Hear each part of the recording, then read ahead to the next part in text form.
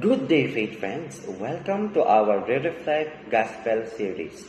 My name is Christopher Esguera, and I will be your Gospel share for today. So our Gospel for today is according to the book Matthew, chapter 13, verses 47 to 53. So the Gospel mentioned that the kingdom of heaven is like a net that's thrown into the sea and caught fish of any kind. So when the net is full, they put the good into the basket and throw out the bad. So it means that tayong mga tao dito sa lupa is nasa isang malaking lambat na kung saan is sama-sama yung mabubuti sa masasama. And then this parable remind us that the end of the world, there will be a huge sorting out. Not all the inhabitants of the world will end up in heaven. So ito yung panahon na kung saan tayo ay ihiwalay sa mga mabubuti at masasama. And then yung panahon natin ngayon, ito yung panahon ng mga gathering, ito yung panahon ng mga reaching out, ito yung mga panahon ng pakipag-ugnayan, and panahon ng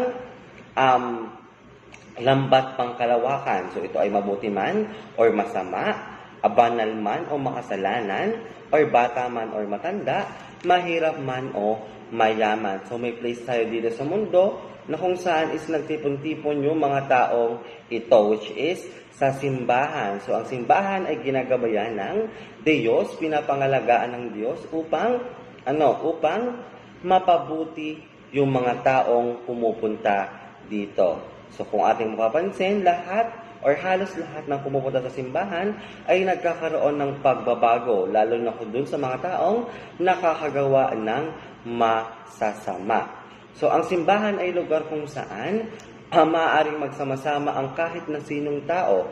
Wala ni isa sa atin ang may karapatang humusga o maghiwalay dun sa mabuti at masama kung sino yung pwedeng pumunta sa simbahan at kung sino yung hindi pwedeng pumunta sa simbahan, kung sino yung pupunta sa langit at kung sino yung pupunta sa impyerno. So we don't have the power to judge people, to segregate people, to disseminate people, to separate people, and because of that, only God has the power to do that all at the end of time. In the Gospel, Jesus mentioned that at the end of age, there shall be a separation between the righteous and the wicked.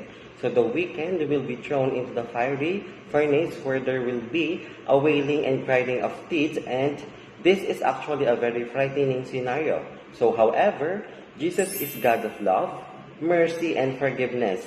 He will do everything for us not to be in that fiery place. So that's why He sent people to us, and He creates opportunities in our lives to walk away from our sinfulness. So by the end of time, or by the end of the day, we are still in charge of our destiny. So we have the freedom if we would walk away from sin or stay with sin. So if we walk away from sin, we would be freeing ourselves from the enslavement of the devil.